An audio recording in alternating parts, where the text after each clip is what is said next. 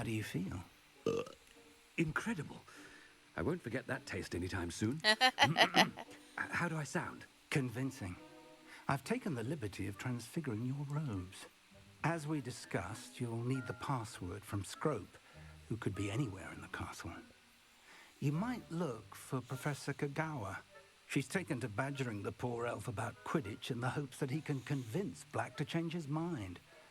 Thus far, unsuccessfully. I see. But what if Professor Black sees me? Leave him to me. I shall tell him where to meet a liaison from the Ministry in Hogsmeade. That should give you plenty of time. Thank you, Professor. I suppose we'll meet again in the map chamber. It's rather strange to hear gratitude coming from Professor Black. I'll see you there. Now to find the headmaster's house elf.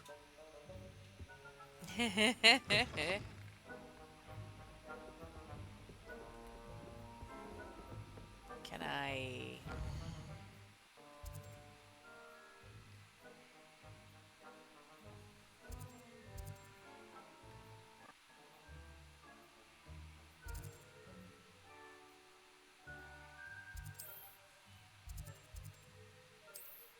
Flu flames are currently on a... Oh, snap.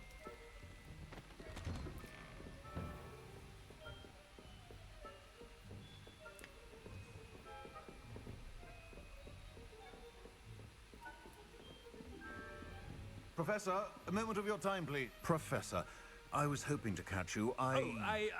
Places to be, Professor Sharp. Places to be. Of course, sir. Only... you'd asked me about a particular potion, and I did? I did, yes. Well, spit it out, Sharp. I don't have all day. Probably best not to discuss it here, sir. Really? Why can't we talk about potions here? Seems fine to me. Very well. I've brewed the cure for boils you wanted. I can drop it by your office when it's convenient.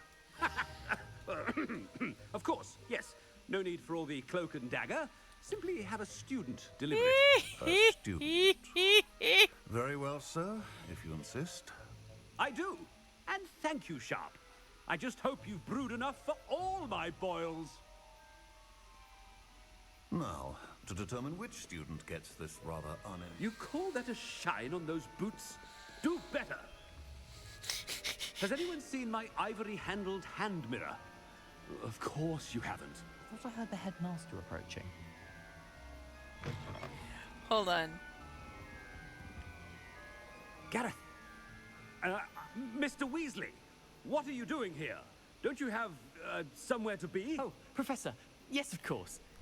In sorts of places I'd rather be right now. Do you need something from me? I'm looking for my house elf. Surely you've seen him? Ah, the little one-eared fellow. I saw him heading to the Great Hall moments ago. Muttering on about your, sterling graces, sir. I am watching you, Mr. Weasley. Mr. Redding, who owns Honeydukes, tells me some of his billywig stings recently went missing. Prime potion ingredient. And I know you fancy yourself a skilled potioneer. What? But, sir, I haven't been anywhere near Honeydukes. Bah! That's enough from you. Just know that I have eyes and ears everywhere. On your way, Mr. Weasley.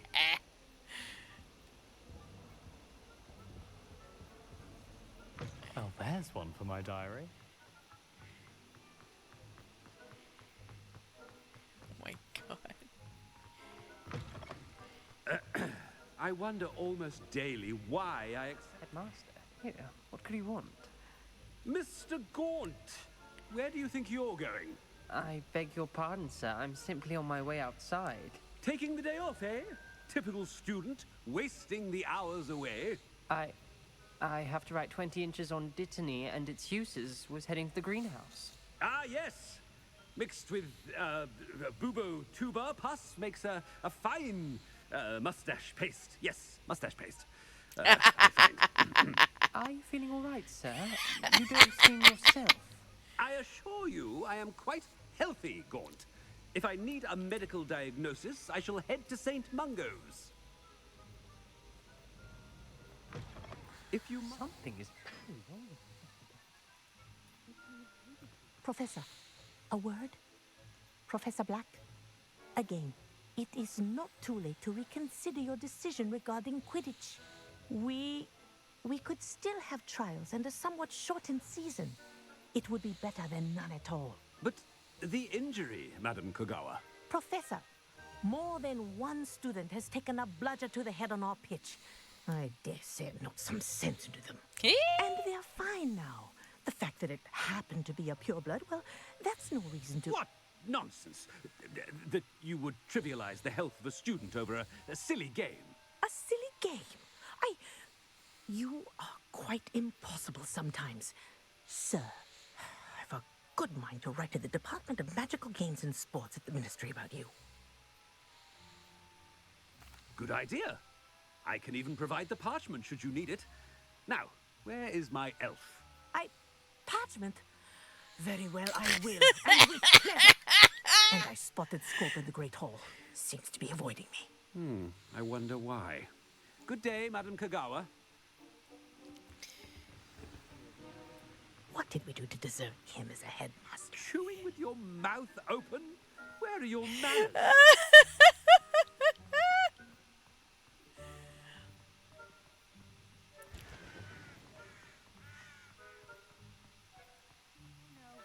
Headmaster, and he's coming this way. Miss Broom, a word. Oh, Professor, this is an interesting surprise. It's Bloom, by the way. Remind me of your area of affinity, Broom. OWLs are swift approaching. Charms, sir. Non-verbal spells. Might work on one that makes me disappear. Well, keep at it, Broom. And before you know it, you'll be as invisible as that new fifth year seems to be. They're not invisible, sir. I've seen them near the library. In fact, they help me with my, heavy books. Speaking of invisible, where's my blasted house elf? Something seems a little off with the headmaster.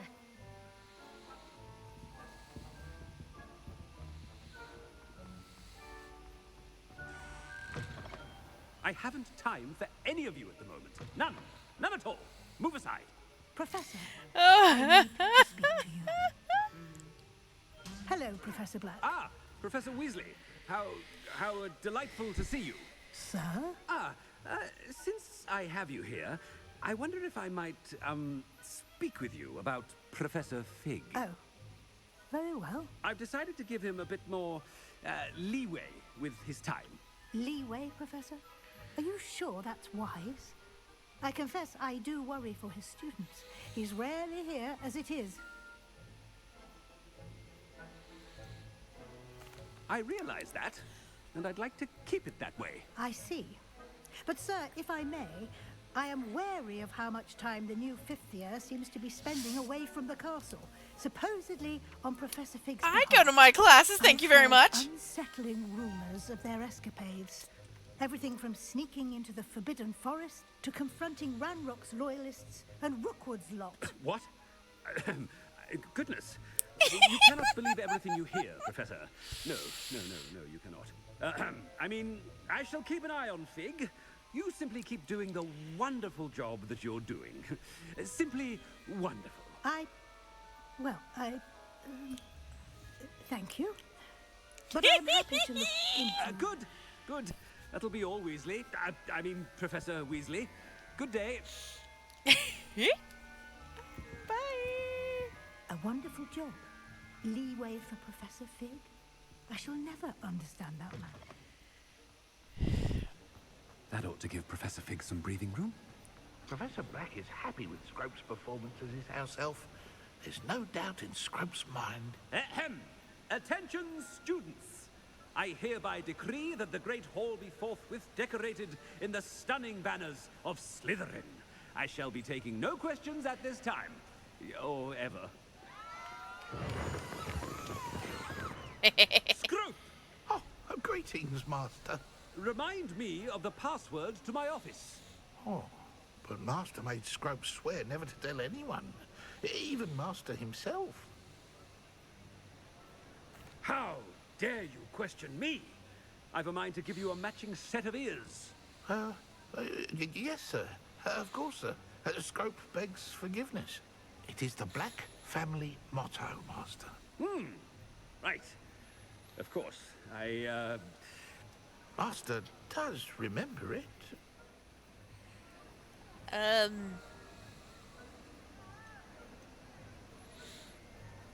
It's pure bloods forever, isn't it?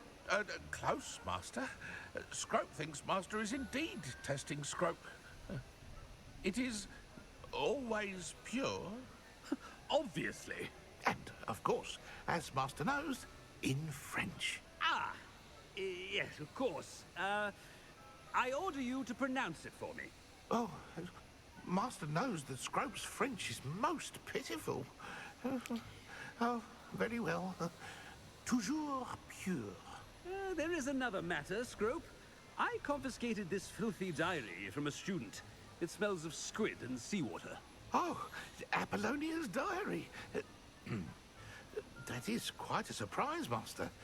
What do you wish Scrope to do with this treasure? Rubbish. Whatever you wish, Scrope. It's your treasure. Now, off with you. The polyjuice potion's wearing off. I best get out of sight. Running, running, running, running, running, running, running, running, running, running, running, running, running, running, running.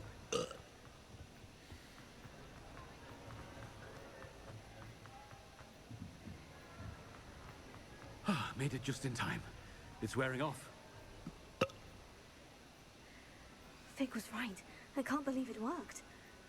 Now, to speak the password to the gargoyle.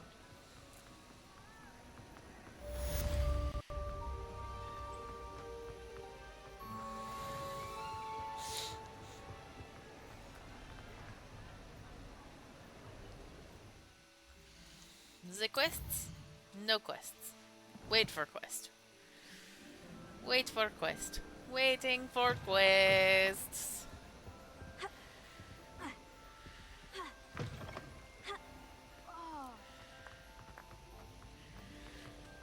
don't think I went up to the headmaster's office.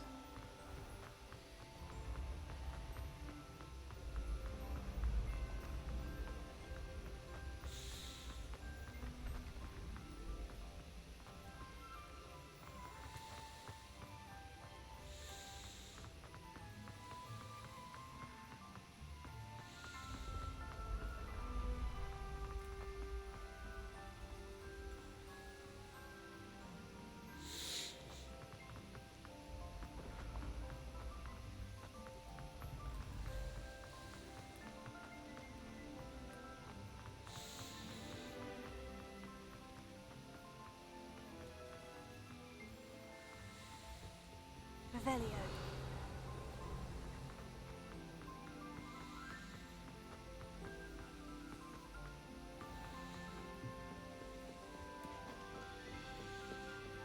You can't imagine how...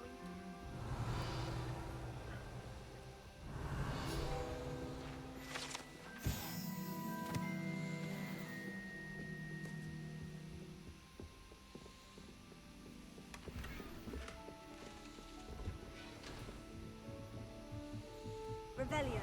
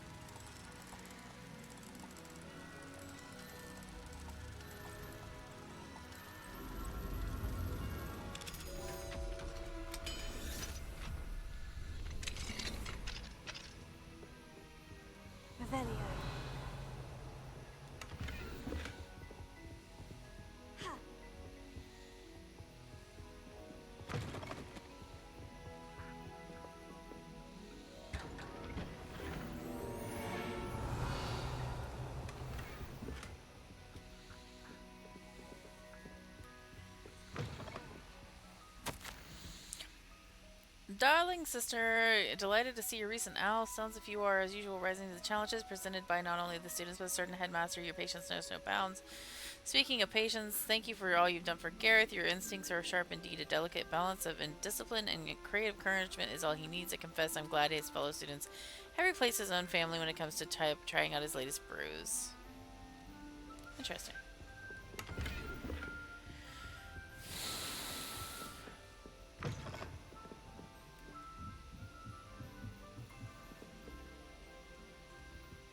Alohomora.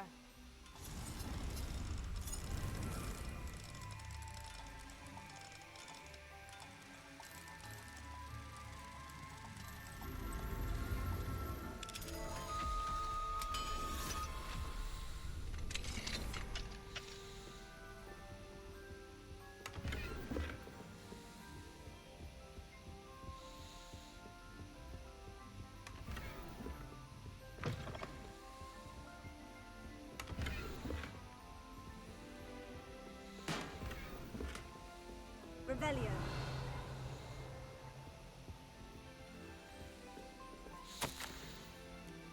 Professor Hackett.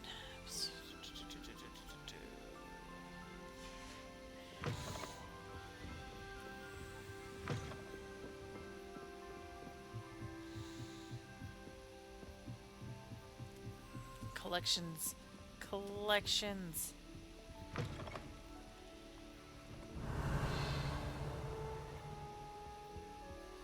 The gargoyle. That's where I need to speak the password. Lumos.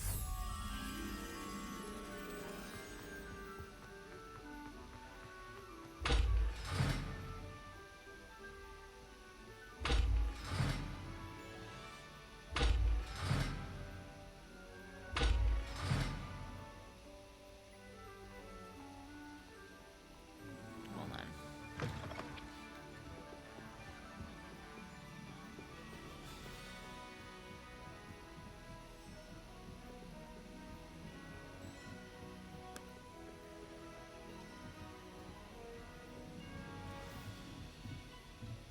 Revelio.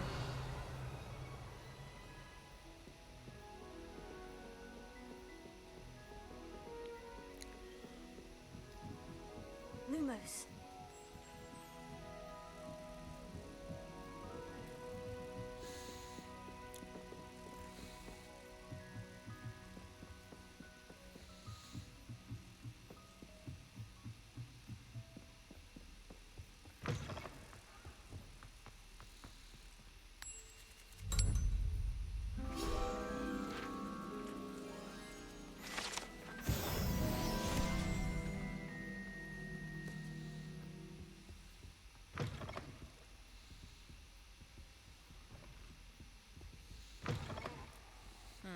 Okay.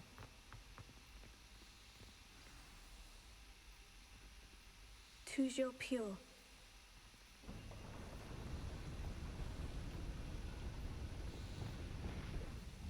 Confringo.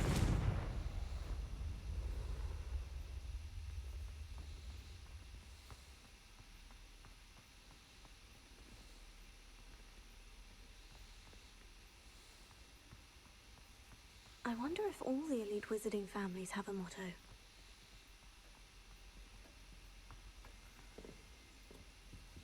Alohomora. Probably so.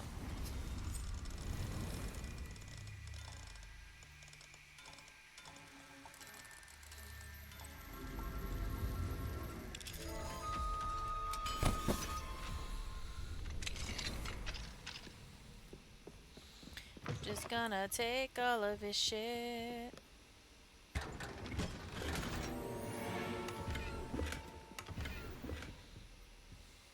Revelio.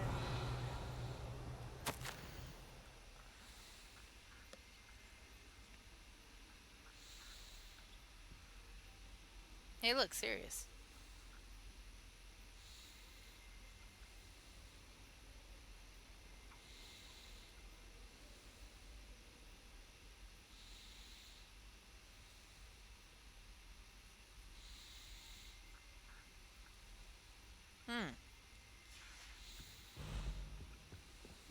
Revelio.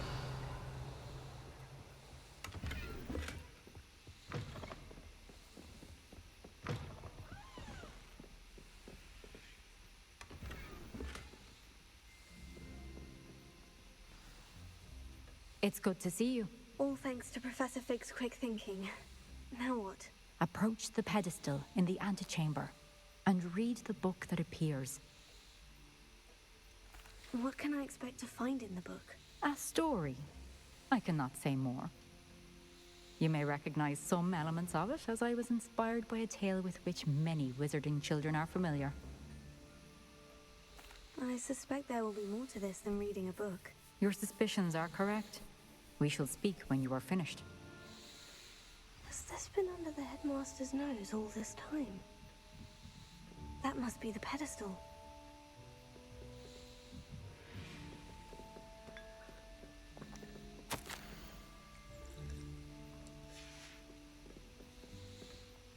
Cure for boils.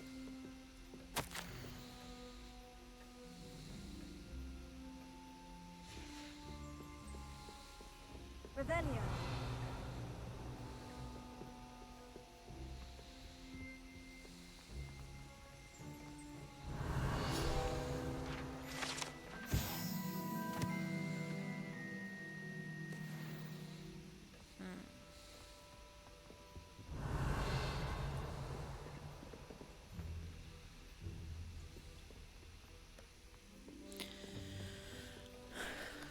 Well, I think if I can save here, that's what we're going to do.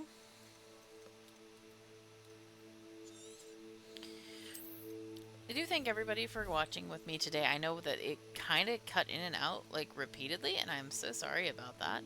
We're going to go on now to our other little part that I like to do before I end, because I need to go do dinner and everything. So, we're going to do that. One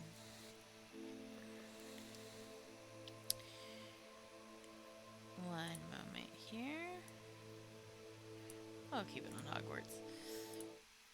So, the book we are doing today, we are actually doing two books because the first one is super short.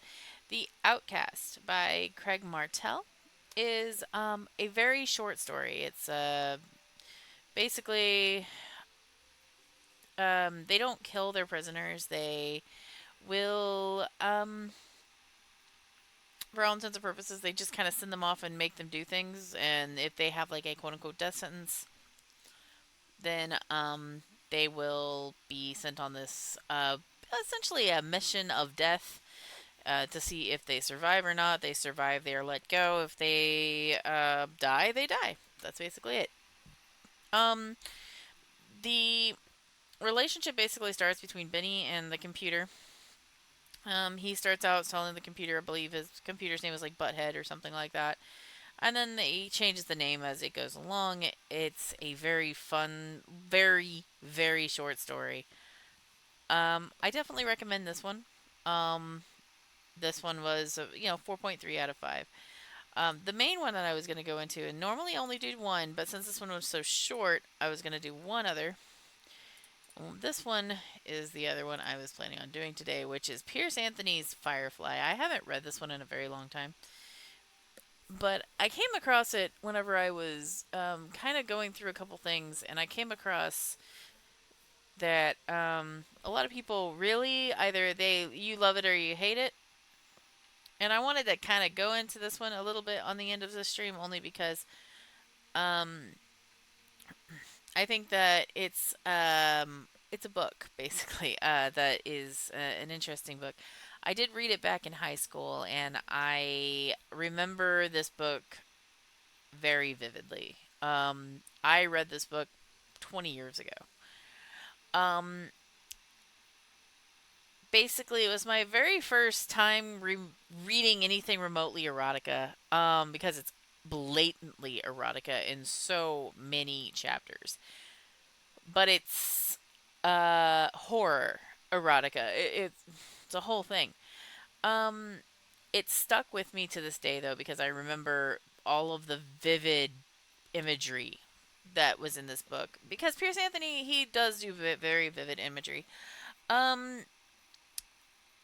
I remember every feeling I had while reading the book. All the disgust, all of the, oh my god, all of the what the, everything. But I also want to say that this is the first book I ever returned to the bookstore.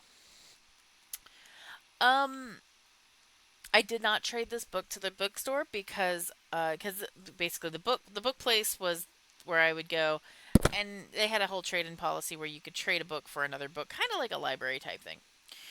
Um, this is the first time I ever did that, and the reason was I I didn't want to keep it. I'm not saying it was a bad book. In fact, I don't say that at all. Now, there is a huge elephant in the room when it comes to this particular novel. There is several disgusting scenes in this book with, there's torture, there's rape, there's other things like that, gratuitous violence.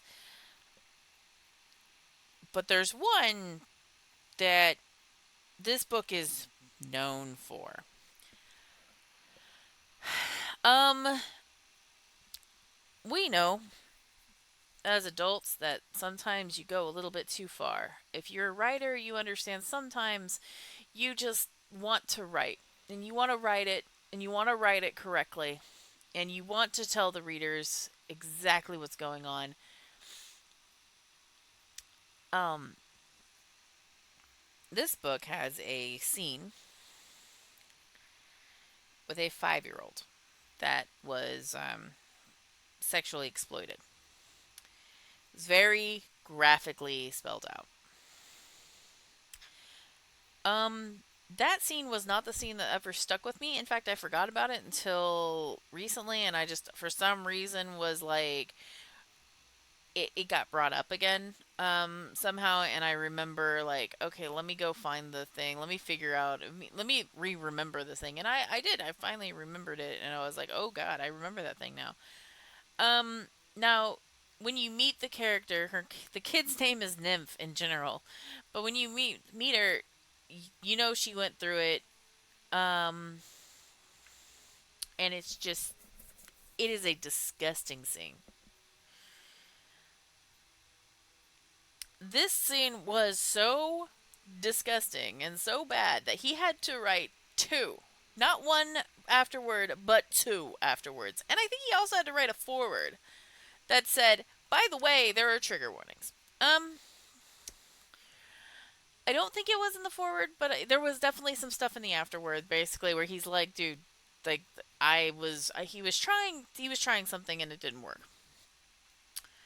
Um, as much as I love Pierce Anthony, and I have read so many of his books, I've rebought his books on Audible, Kindle, whatever I can get his books on, I try.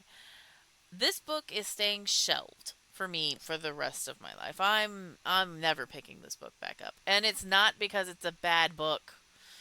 Far from it. It is a fantastic book, actually. This book is amazing. It's just a thing. But that all being said, again, I'm giving it 3 stars instead of 5, even though I've told you it's a good book. It's still I'm still giving it 3 stars. It's written well. It evokes feelings and emotions and everything that you want from a story. It is exactly what you want from a storyteller point of view. This book should be 5 out of 5. I mean, I should be writing the 5 out of 5, but if I am never willing to rebuy the book, I will probably not rate it a 5 out of 5. The gratuitous violence and the gratuitous, the